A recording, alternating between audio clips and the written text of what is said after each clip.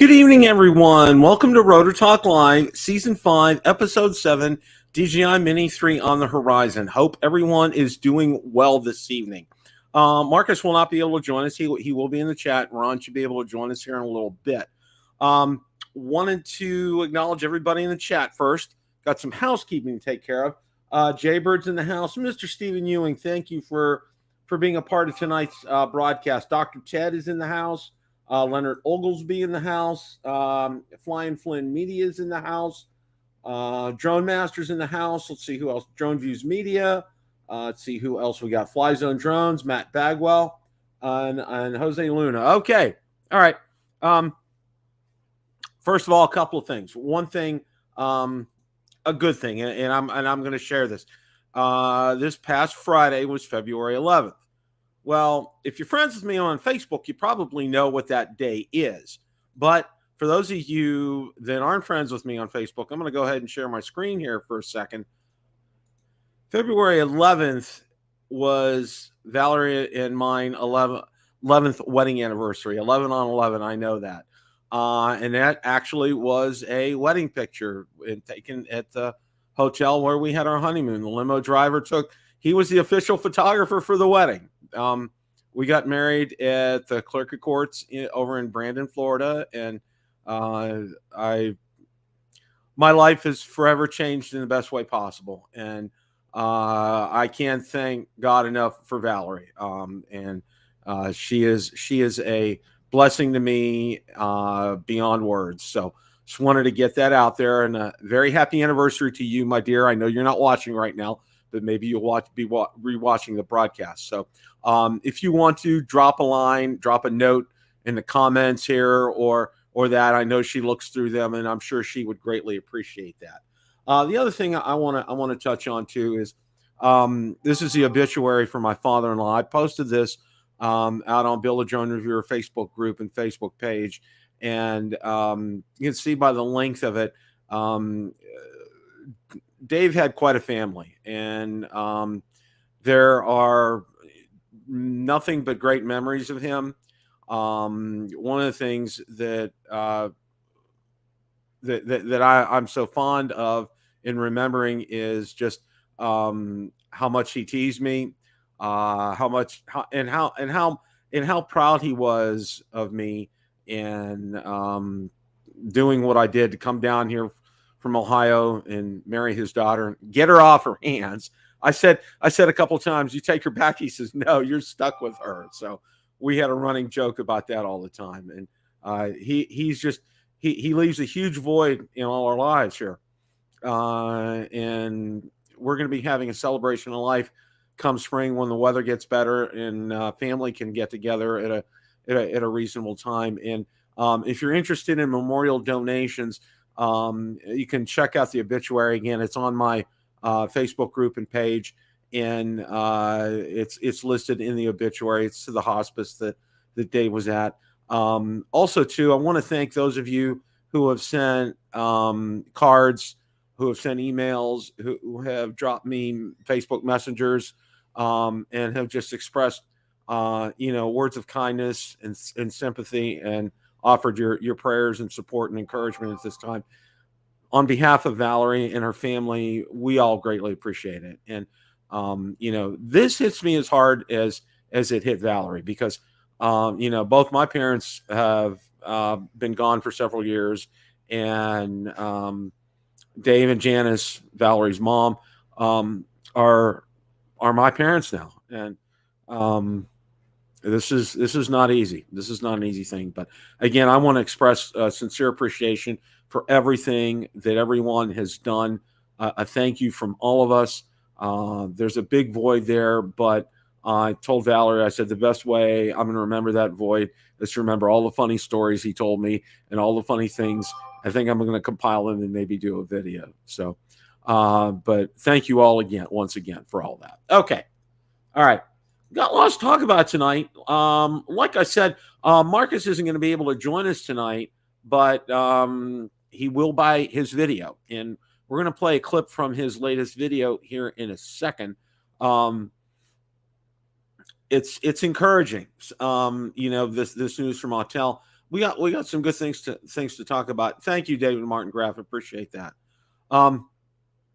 Okay, let's go ahead now. Many of if you haven't seen it, I'm gonna play a clip here of Marcus, and he's gonna explain here in this clip what exactly was causing the jello on his Nano. So let's go ahead, and I'll go ahead and share my screen here. So hang on a second.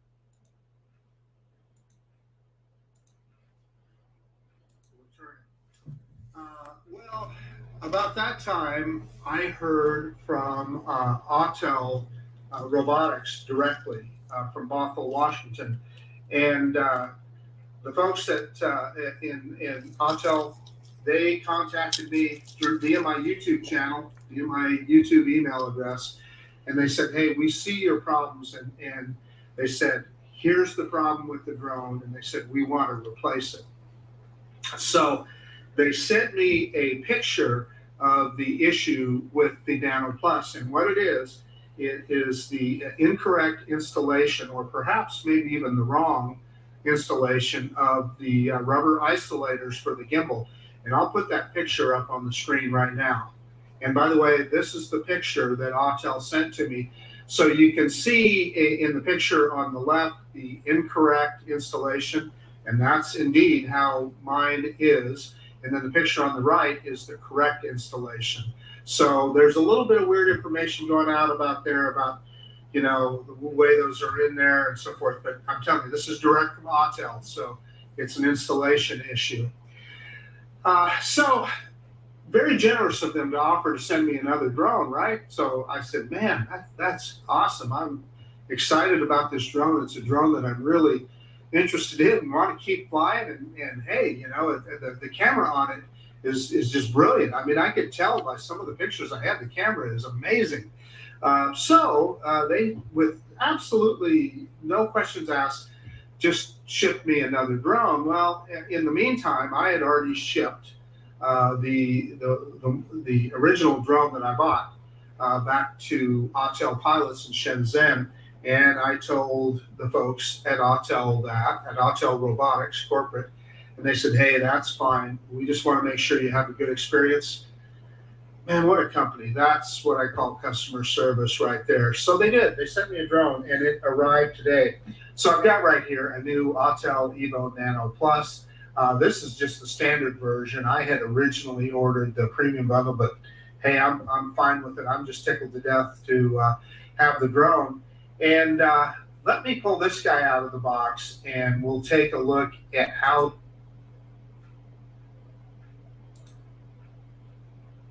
Going to go ahead and jump ahead here and look at some video from Marcus's new Evo Nano Plus. Error where it thinks it has. Okay, I got an ad coming up here. No medical exams on policies under 1 million. Gotta love Facebook here, folks. We're doing pretty good here. I'm banking it a little bit to my left, and we're looking into the sun. Let me drop that gimbal down. So the reason that that it's so dark right now is we're looking into the sun. Let's grab some altitude. And the first thing I'm noticing about this thing is that it seems to be a lot more powerful. It's accelerating faster and it's ascending faster than my other Nano. So let's go ahead and let me get the grid lines right on the horizon. You can see I've got a crooked horizon. Just barely, but it is a crooked horizon. I mean, it's fairly significant, so that's not good either. But anyway, let's go full stick forward, and we're in standard mode. And again, I want to make sure that we are going into the sun. And let's see how quick the drone flies. I think 10 meters per second, I believe, is the standard mode. Well, how fast it's supposed to fly, and we're not even close to that. We're about 6 meters per second. So I don't know, I'm going to stop right there. I'm going to turn off obstacle avoidance, So obstacle avoidance is off, and let's see if it goes any faster. So full stick forward again. And yeah, that doesn't seem to make any difference. Okay. And by the way, for those of you that wondered, I did check with Marcus, and he let me go ahead and show this. Which, but you can see right here, while the Jello is gone. Problem I'm so acquainted with my Fimi X8 SE 2020 was the good old horizon tilt, and you can see it right there. It's there. So take it for what it's worth, guys. Take it for what it's worth. Okay. I'm kind of sorry to see that. Let's talk about some things. I kind of want to do a little bit of a debrief here on this, because I think it's important. Number one, do not buy drones from Autel Pilot. Okay. I know, Marcus bought from them and had multiple issues in trying to contact them, get a hold of them, file a claim with PayPal to get a refund, et cetera, et cetera, et cetera. And I know others have had the same instance. They've had issues with Autel Pilot. So my best advice is, number one, do not deal with Autel Pilot. Okay.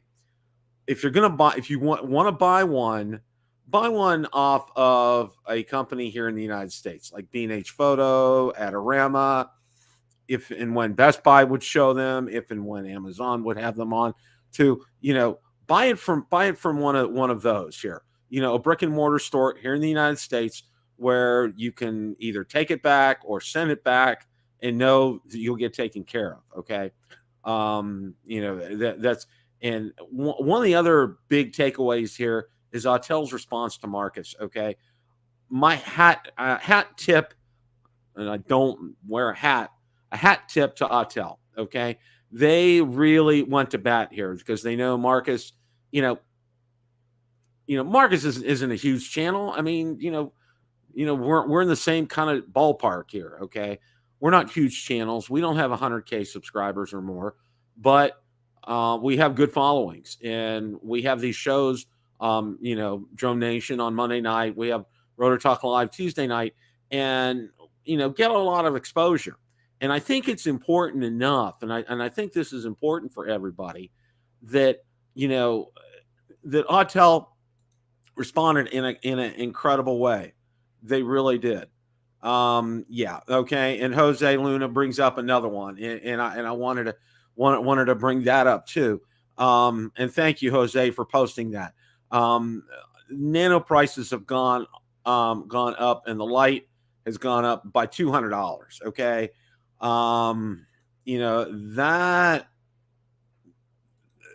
That's just, while they did a great thing, for Marcus, and I highly commend them for that.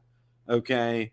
While they're doing that, they're raising prices. Okay. And wow.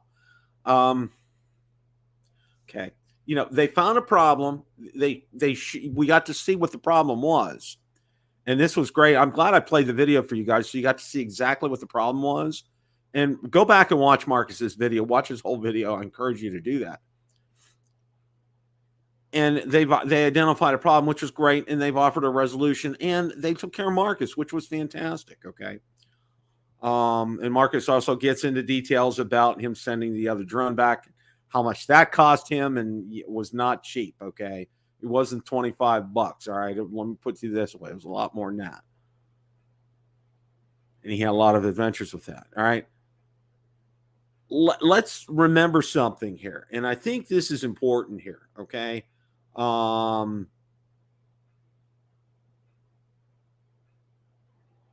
Yes, he is, Akarasha. Very good. Yeah. Marcus is considered an influencer. Absolutely. He sure is. Let's remember this here, okay? These are mini drones, all right? Mini drones that go over, $700, $800, $900, okay? You're getting into territory where you could buy an Air 2S. You're not far off from being able to do that. If you wanted to look for a refurbished or still new Mavic 2. You could probably find one for a couple $100 more, $300 more. And companies like Hubsan, they're charging outrageous prices for mini drones, and Autel's doing the same thing. Okay. And, and as Stephen Ewing put, one of the things that the Nano doesn't do well is it doesn't have that wind resistance. And where he is in Ireland, I mean, that's a no-go for him. He just posted that in the chat. So, that's something you need to be aware of. Welcome to Art. Good to see you today, Art. Thanks for stopping by and being a part of the show tonight. So while there's some good news from Autel, there's some mixed news from Autel, and I think they need to get their act together here. And them raising prices is just, I don't know. Mr. Ron Brown, how are you? Hey, Bill, how are you tonight? Good to see you. We just went through and looked at part of Marcus's video where he explained the problem with the dampeners, and then watched part of the video, and we also got to see his horizon tilt, unfortunately, on the Nano. And then we were also talking about Autel's price increase as well too, which is that's bad. It's not a whole lot of good news coming out of Autel, and we got a little, we got to do more research, Bill. We got a little bit of bomb dropped on us last night on Drone Nation. I believe Marcus and Johnny Droneflyer have been working with the same associate over at Autel. I forget the gentleman's name, but he's been helping them with their returns. But then Arizona Drone Dude, is he in your chat tonight? Didn't see him. He reported that he spoke to the same person that Marcus and Johnny did, and that gentleman's name, sorry, I can't recall the name, told him, oh, it's not a hardware issue. We have to wait for a firmware update. Whoa. Again, this is just what was said in the show last night. But I mean, it was, he did confirm. I think Arizona Drone Dude, he brought the name of the guy before Marcus said it. So it sounds, pretty legit to me. There's Johnny in the chat. Maybe Johnny can help me recall if I'm saying anything wrong about that conversation, Johnny. But Maddie just posted his name was Eric. So that's not good, Bill. That something's changed already on that, is it? No, it's not. And putting out conflicting news like that. And I mentioned that did Marcus get a different type of customer service because he has a quote big channel and somebody who doesn't have 13,000, I'm making a number up for Marcus, whatever, 15,000 subscribers doesn't get the same type of service? Yeah, that is an excellent point, Ron. And we've seen that from Hubsan and Fimi too, right? The big channels get different levels of customer service than a guy who has 50 subscribers. Yeah. Well, they consider Marcus an influencer, which is fine, and that's to be understood. Marcus works very hard at what he does, and he puts a lot of due diligence in his testing of drones. I mean, no one will question that. There's absolutely no one. And the good thing about Marcus is, if that drone's good or bad, he just puts everything out there for you, the audience, to judge. Okay, he's not being the judge here. All right, and this is the same thing here. But getting conflicting stories from Autel, whether it's a hardware or a software issue. I mean, he was actually sent photographs with the area circled with what the problem was, and then someone else gets told something different. I mean, this is not good. Okay, this is definitely not a good thing. On top and Marcus did back that up a little bit by saying that when people saw his screen recording of that flight with his new Nano, that he had firmware on there that nobody else had. So, if it is truly a firmware fix, then why did they go through the dampener thing or whatever?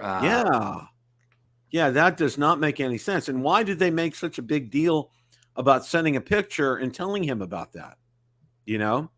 Yeah. If there wasn't, and then and the thing that gets me throughout all this, Ron, is they're raising the price increase. I mean, And Marcus made a joke that's to pay for the cost of having all these nanos come back and replacing the dampeners. He might be right. Really, I mean, that's just what Somebody said about tariffs, but I said, well, those tariffs are last year's tariffs. They didn't raise tariffs just the other day. Oh yeah, I mean, well, what did he say? He paid 175 to ship the other one back, and of course, it didn't get back. It never got past Salt Lake City or something like that. Yeah, I mean, it's like, well, we basically warned everybody off. Please do not order from Autel pilots because once you have a problem, they'll stop responding to you. You have to force them to take a return through PayPal or something, and then they even have a deal with PayPal that PayPal makes that PayPal won't give the money back unless you ship it back at your own cost. Yeah. And that's not right. The rule of thumb, Bill, is don't buy these drones from anybody that you cannot return to the U.S. If you have to return your product outside the 48, lower 48, as they say, don't buy from that company. 100%, and that's what I told everybody, Ron. I said, you know what, you need to buy from a brick and mortar here in the United States, a place where you can either physically take it back to or ship it back to in the United States. Period. Or an Amazon who has the world's greatest return policy. Yeah, exactly. Okay, Amazon, Best Buy, if they end up listing it, B&H, Adorama, and the last time I checked, none of those companies have the Nano legitimately for sale. They may be a third party seller on there selling it jacked up a couple $100, but it's not coming from those warehouses. Right. And so to me, it's not a real product yet when somebody just somebody's somehow got a hold of some from China and they're scamming you and marking up a couple $100. Well, they're marking up quicker than Autel's marking it up. The third party sellers. Really. So, I mean, what's your reaction? This is kind of the worst drone release I've ever seen by a major player. I mean, I maybe Hubs or Fimi have done worse, but by somebody that's really got some legitimate clout behind him, or they got a good reputation. This is. Mike, can I say it, Bill? This is like a Mike Tomlin rollout. Is that what? Yeah. Okay. Well, Mike Tomlin hired the two offensive coaches he hired. They were who he hired them from had the third worst offense in the NFL. So I mean, here we go again with just and you went from Bruce Arians to the third worst. Yeah, I mean, the water boy off the bench is now calling the shots, and I mean, it's the same thing here. Who's minding the store at Autel? I mean, this is just. And that Maxwell Lee seems like a real sharp guy when you hear him in interviews. Yeah, I've heard his interviews, and he does sound. You're right. He does sound articulate, well spoken, well educated, like he knows what he's talking about. And this is just a disaster after disaster. And the PR is so bad on this, Bill, that it kind of takes away that the other product they released, the Light, seems to be a pretty solid drone. Yeah. But this PR for this Nano has just kind of put a cloud over the drone they did release. Right now, my recommendation, if you're thinking about buying a light drone, unless you live in a Europe or someplace that requires that $250 drone, cancel that order, cancel that sale, and just get the Light. Yeah, I mean that's great advice, Ron. Because I saw Ken Donna's video on the Light, and I was really impressed with it. It looks like it's a very capable drone. And then too, I was just before you came on. If you figure it, what the price of the Nano Plus is, you go and spend a couple $100 more, you can get an Air 2S. I mean, right. Seriously. Right. Right. And a lot of people say, oh, but the Nano, it could, it's low light, you can shoot in the dark or whatever. Well, what good shoot in the dark if I got jello and I can't fly in the wind and I can't return it because it has those problems. I mean, being able to shoot in the dark doesn't mean anything if the rest of the drone doesn't work right. Yeah, and Marcus just posted in the chat, Autel released a SkyApp update and a Nano firmware update. So today, huh? Just a few minutes ago. Yeah. Okay. A few minutes ago. So we'll see where that's headed. I mean, no sooner than Marcus gets it up, horizon tilt. Okay. I mean, seriously, I'm looking at that and I'm just like, is that a Fimi or what? Yeah, I mean, almost all the recent drones, even the Mavic 3, when I post a video, some people still say, "Oh, I saw a little horizon tilt." I mean, it's not, it seems like no drone release this year. Well, no drone release since the Air 2S has not had a horizon tilt.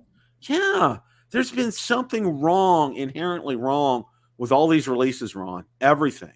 I mean, Can we blame on the COVID? yeah. I mean, or who knows? I mean, it's just crazy. It really is. The COVID even got to the drones now, or it's yeah. I mean, the people that stood pat in their Air 2S are the smart people, Bill. The people stopped buying after the Air 2S release are the smart ones. Absolutely, absolutely, and right now, I would just if you're still interested in getting an Autel product right now, take a just take a back seat, all right, and take a look and see what's going on and watch this out. And I encourage you to watch. Marcus. If you don't need the mini drone, take a look at a used Evo 2 Pro or whatever. Probably get that for a nice price, and that's been out almost 2 years. It's a proven drone that has no major issues. So. Absolutely. I mean, that's the way to go, is to look at something like that. Yeah. Things, and we're gonna kind of switch gears here, but one of the things, and I know you guys kind of talked about this a little bit last night, is the Countering CCP Drones Act, and I wanted to talk about this and show an article. And again, everything I post here, you're gonna see that in the out on Bill Drone Review Facebook group and page. But let me go ahead and bring this article up and get it here. All right. U.S. senators take another shot at DJI, the Countering CCP Drones Act. Okay. And I won't mention, they're the senators from Florida who I'm not real happy with. Okay. So it's not just Florida. I mean, it's Florida senators, but there's other ones too, whatever. Yeah. There's other ones too. From Arkansas. And and to me, and there's a Republican from New York. So I don't think this is a partisan issue here or whatever. No, it's not a partisan issue. And that's one thing I want to make real clear about this. Okay, and covered list, which identifies telecommunication equipment that poses a threat to America's national security, according to the senator's press release, and bans their use in U.S. communications infrastructure. Okay, Chinese drone maker DJI has repeatedly lied about its links to the Chinese Communist Party while collecting vast quantities of Americans' data. The FCC should act immediately to further ban DJI by adding it to its covered list. Okay. Communist China funds technology like drones made by DJI to spy on Americans and steal their data. The United States government should under no circumstances purchase drones made in communist China and put our national security at risk. And that's why my colleagues and I introduced the American Security Drone Act. The Countering CCP Drones Act is the next step to ensure that federal funds from the FCC cannot be used to obtain communication equipment and services produced or provided by DJI. Okay. And so forth. And I'll let you guys. You skip down the next paragraph. It says Chinese companies are beholden to the Chinese Communist Party. That's like to read about that.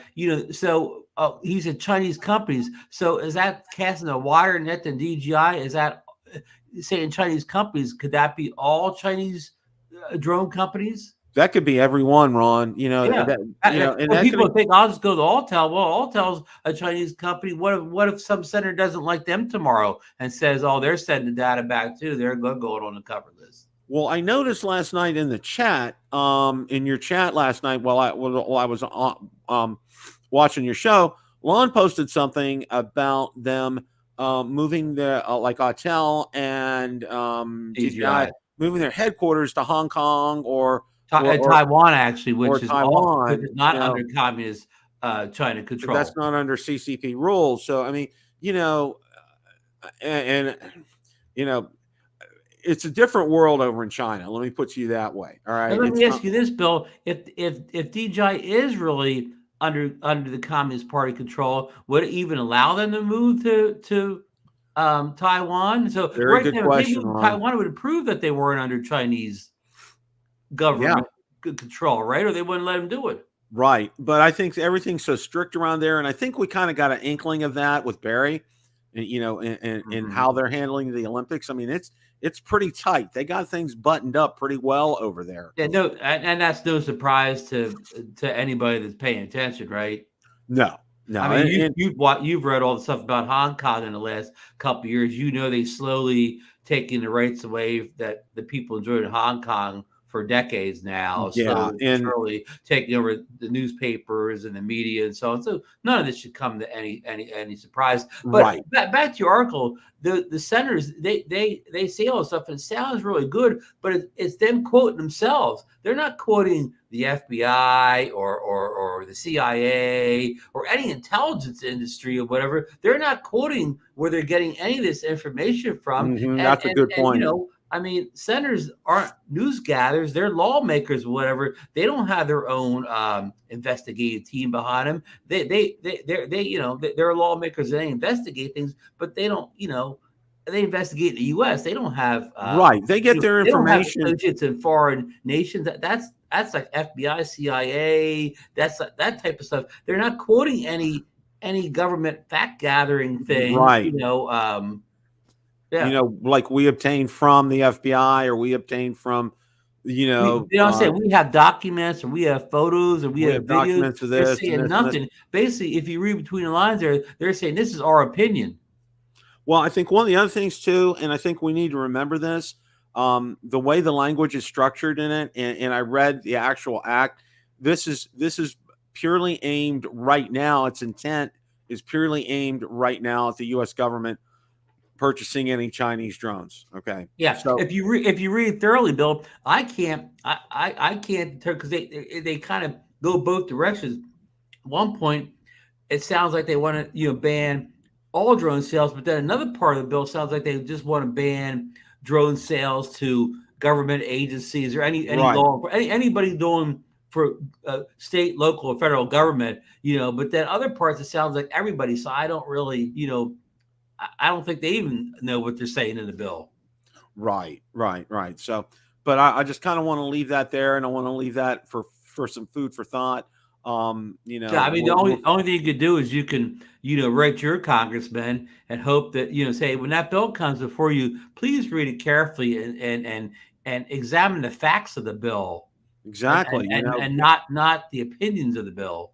And I've said it before and I'll say it again. All right. And I think Marcus may have said this, and I'm not sure, but any of our satellites can get the data on, say, infrastructure over in China that we would need. Okay. And I'm sure the Chinese have their own satellites that get their own data about our infrastructure. So, I mean,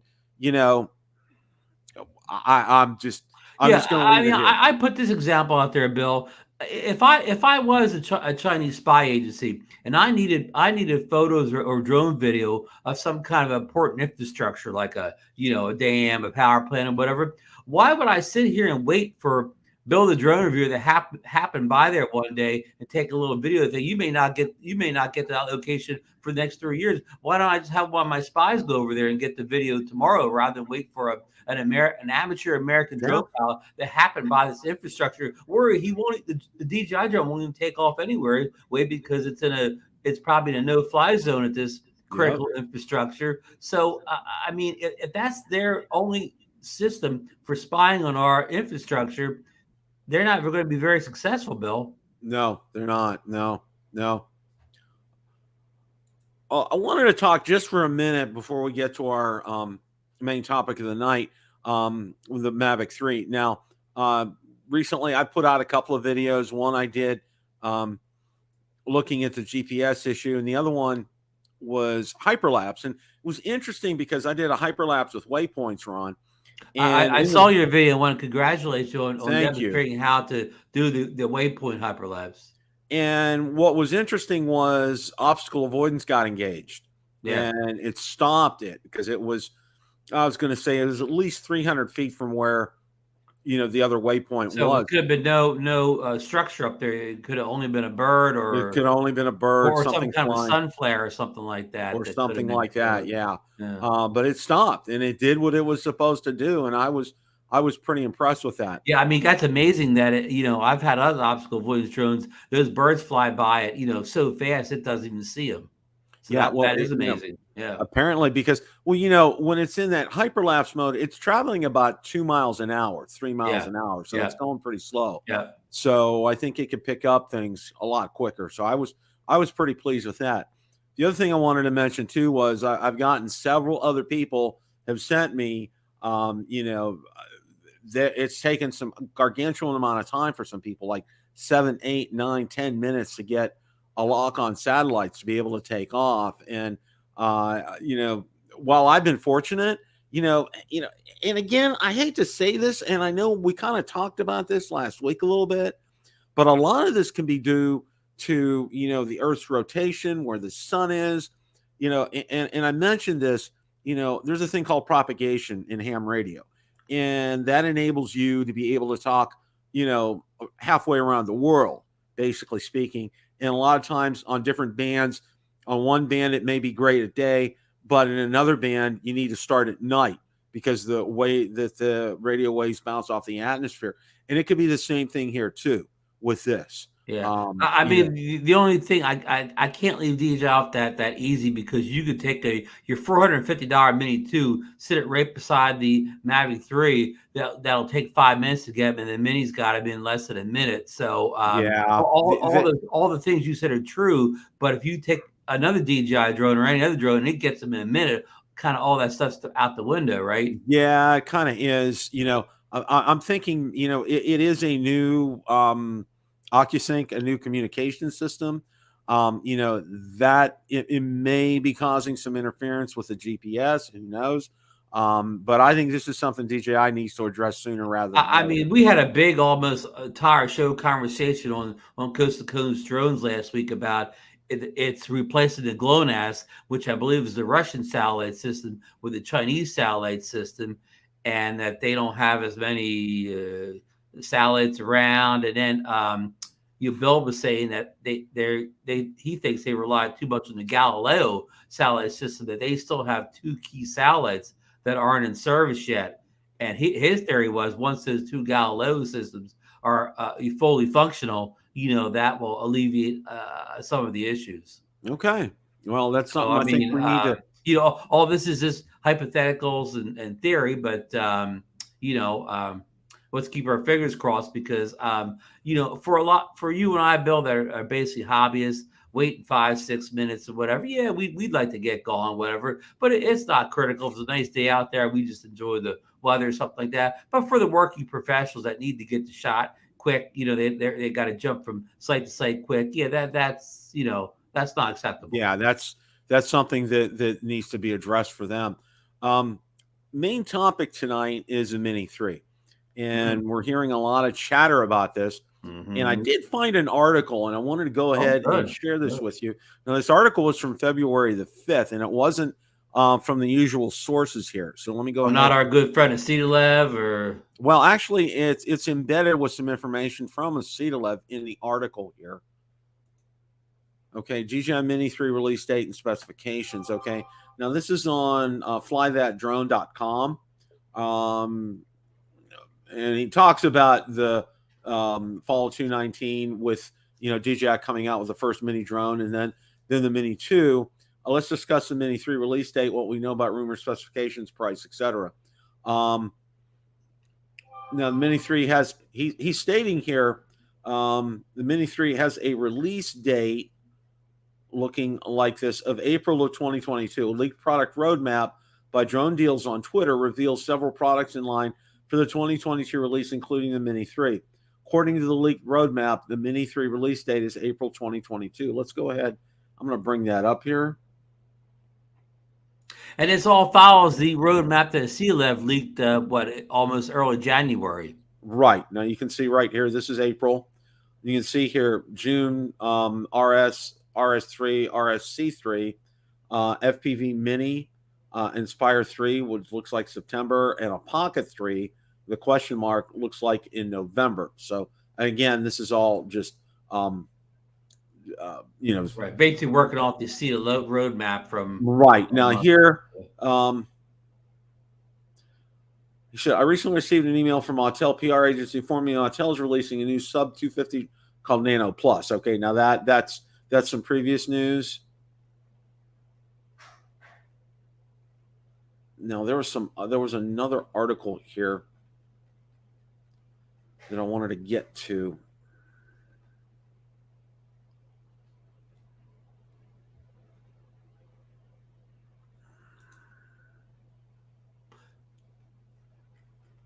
Okay, yeah.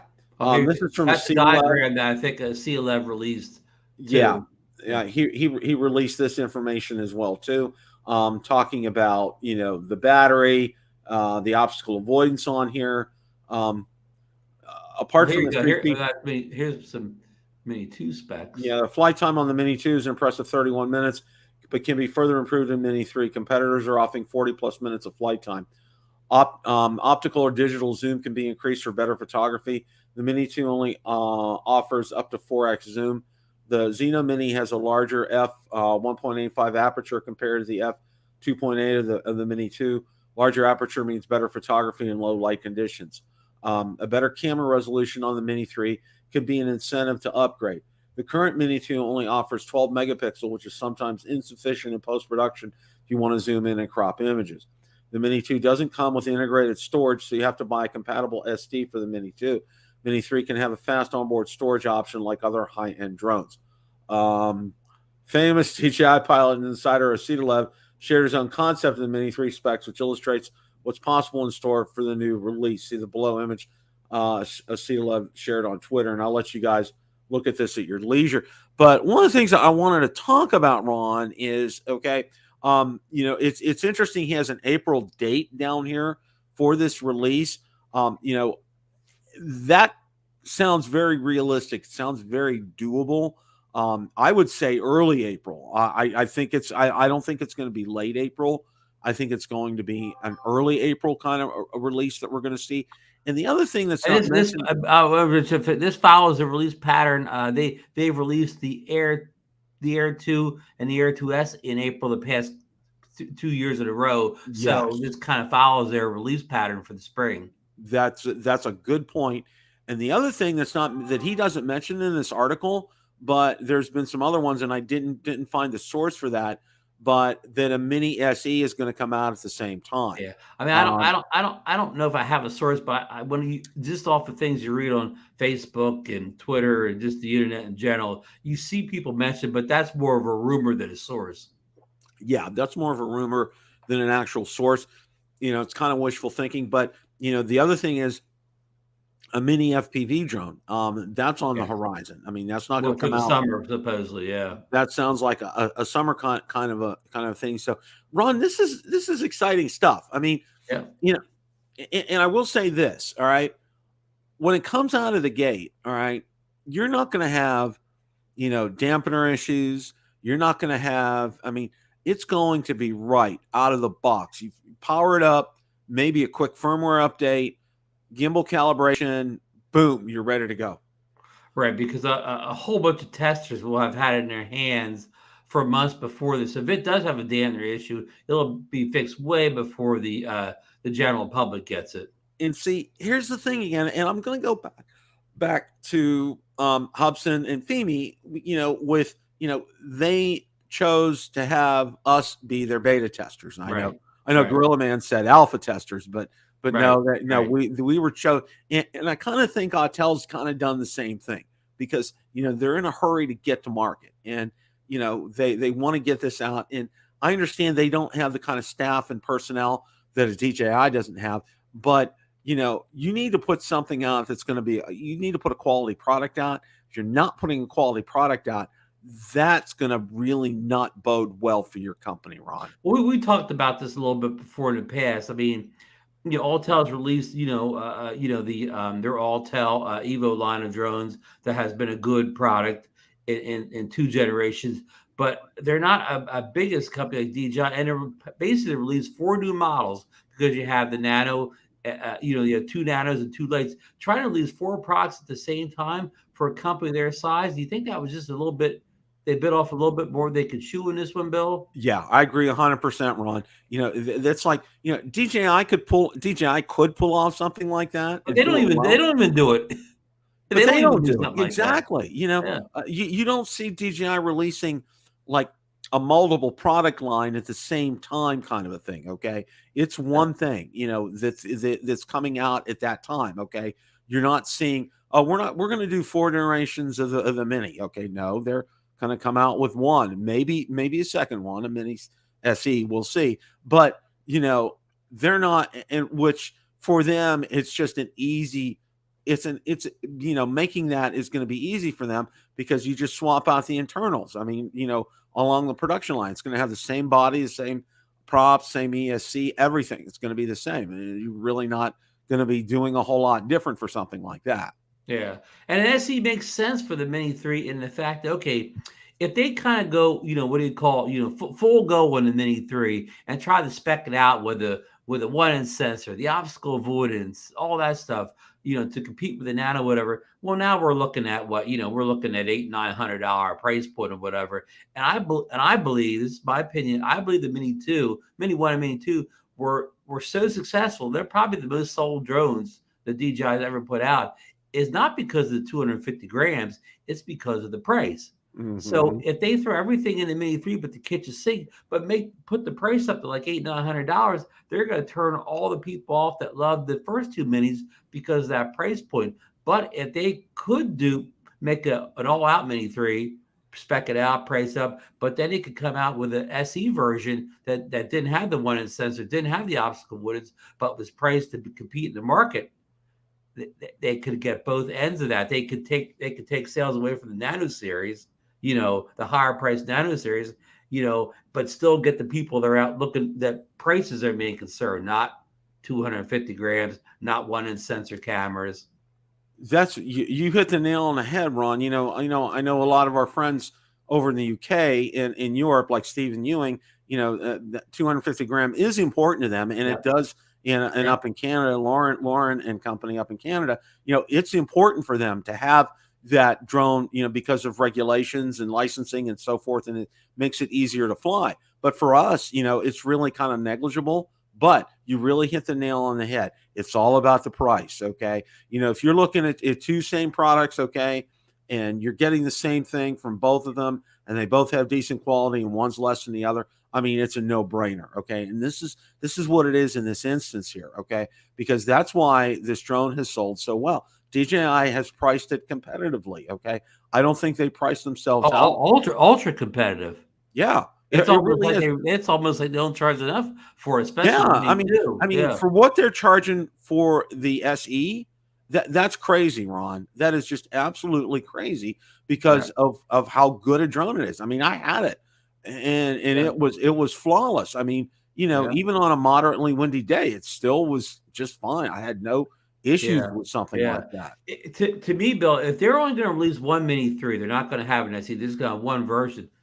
If I was DJI, and I'm not DJI by any means, but if I was them, I would not go the route where I put all the bells and whistles in, throw the kitchen sink in, and make a $900 drone and have the obstacle avoidance, the 1-inch sensor, all that crazy stuff. I would actually have it spec below the Nano series, but I'd have it priced to win.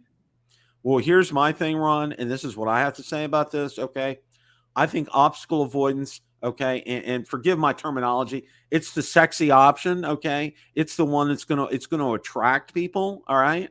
But truth be told, with obstacle avoidance, all right, when you get to start flying drones and you get some experience and you get, some ground beneath your feet and you get a firm handle on this drone, okay, you do not need obstacle avoidance, okay? That obstacle avoidance is really, I mean, it's a very nice thing on a drone like the Mavic 3, don't get me wrong, okay? Especially like if you're backing up, if you're doing a shot where you have to back up, you can't see back there. That's a good thing, okay? And a lot of professionals appreciate that. All right. Well, and if you're doing a return to home and you don't have your height set enough for the highest object, it won't slam into the side of a tall building or something. Exactly. But with the mini drones, okay, more often than not, okay, you're seeing everything that drone is doing.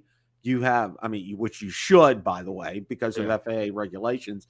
You have an eye on it all the time, and you really don't need that obstacle avoidance. I mean, really, if you've gotten some, flying under your belt and you have some experience, That's And remember, the Mini's only going to get limited obstacle avoidance anyway, so a rookie pilot can still get themselves in trouble with a drone that only has like front obstacle avoidance. We've said this before, I think, too. The obstacle avoidance sounds great, but it's only really a couple high-end drones that really have it nailed down. That really is going to save your bacon in every situation. Your Skydio 2, your Evo 2 Pro has 1 million sensors. The Mavic 3, and even throw the Mavic 2 series there. Those 4 drones have the sensors almost on every side, top, bottom, side, back, front. They're the only series of drones that really is going to save your bacon in almost all circumstances, outside of thin wires, whatever. The other ones that have limited obstacle avoidance, I mean, if you go sideways, if you're tracking and goes sideways or does something where one of the sensors doesn't see, you're toast anyway. So the rookies relying on obstacle avoidance, that's not that good either, because they don't have the good obstacle avoidance drones. Right, and you're having to spend. You're going to be spending about $1,000 or more to get those kind of drones, Ron. I mean, $1,000, way over $1,000. Yeah, I mean, and that kind of defeats the whole purpose of getting a mini drone, because one of the things, like you just said about 3 minutes ago, is the price. Okay, that's the thing that really grabs and attracts people. I think, and this is just my opinion, and I don't know, Frank Wang, I don't know if you're listening or not, but I think it would be better to put something in like a 1-inch sensor versus obstacle avoidance in a drone like this, Ron, because they can do that. They can still keep it at a reasonable price, and you're getting an incredible camera in a very small package. Yeah. If the weight of the 1-inch sensor is not too much for a small gimbal, and it doesn't hurt the battery life too much. I mean, it's a lot of things. Everything's a sacrifice. 1-inch camera sensor is good, but what do you have to sacrifice on the back end for it?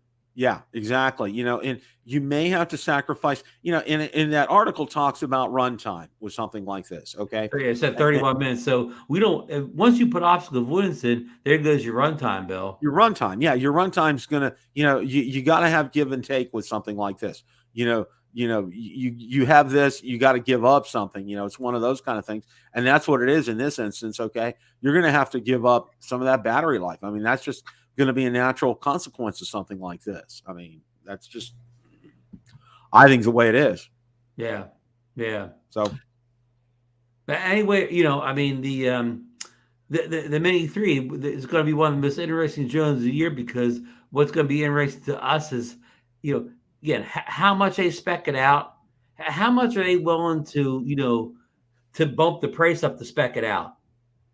Yeah, that's going to be the most interesting thing to see, because if it comes out again, it's got every bell and whistle, and I'm going to go, oh no, it's going to cost $900. Yeah, and I don't I don't think.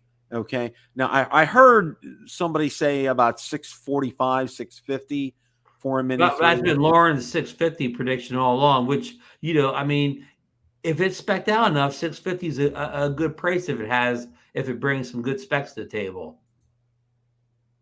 Yeah. And I don't mean obstacle avoidance, but and that's what I think.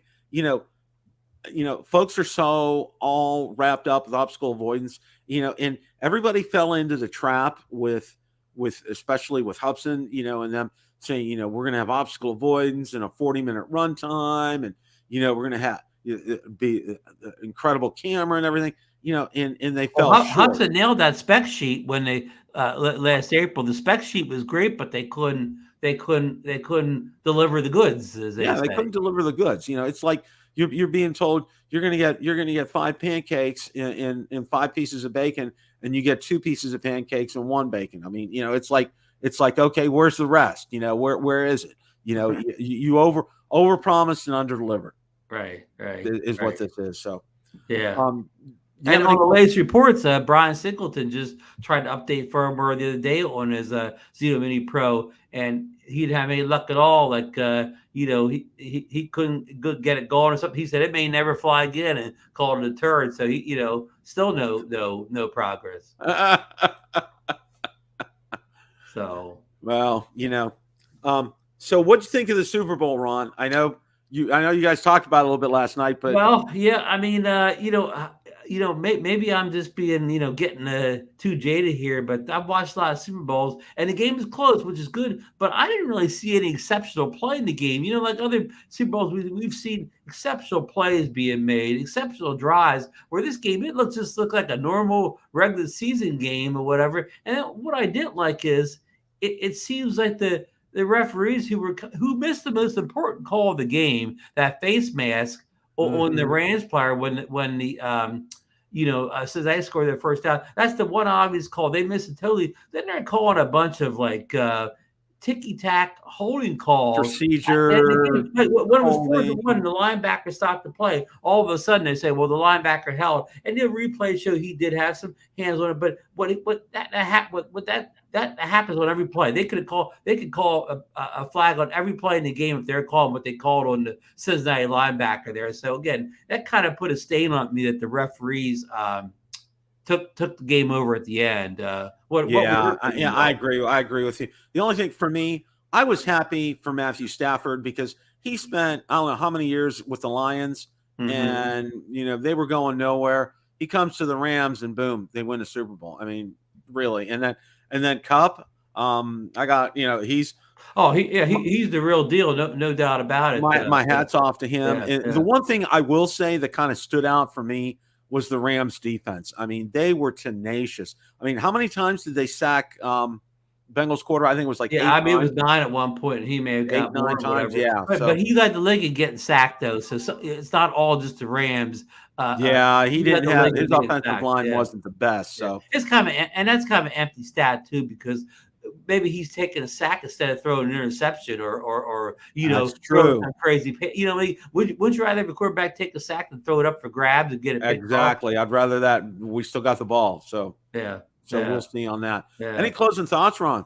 No, it's just looking forward to the Florida Drone meetup here. Where we're more than a month away, but we're getting close. And who knows? Ray Kelly's hoping to see a Mini 3 at the Florida Drone meetup. But you just said earlier you think it's going to be sooner in April. Later, maybe it'll make its first appearance at Jensen Beach. Maybe we could all run down to the local Best Buy and pick ours up.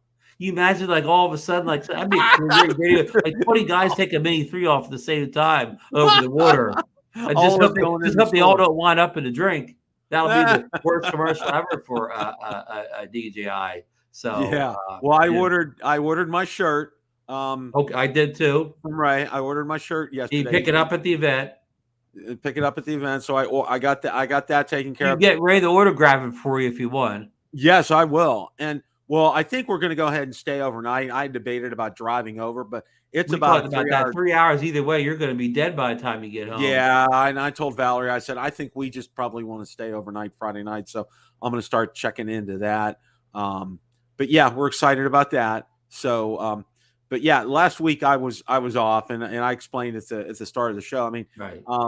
It was a good week to be off. I mean, kind of wrap our heads around some things and just get our thoughts together. And Definitely. Later this spring we'll have a celebration of life for my father-in-law, and really looking forward to that. And I feel I'm remembering a lot of the good things and a lot of funny things. And the one thing he never ceased to do was make me laugh. So and that's what I told Valerie. I said that's how I'm going to remember him, because I asked him, how you feeling? He says, with my hands. Okay. He always had some kind of snappy comeback all the time. He was sharp as a tack. And, it's Valerie's mother's doing as well as can be expected at this point.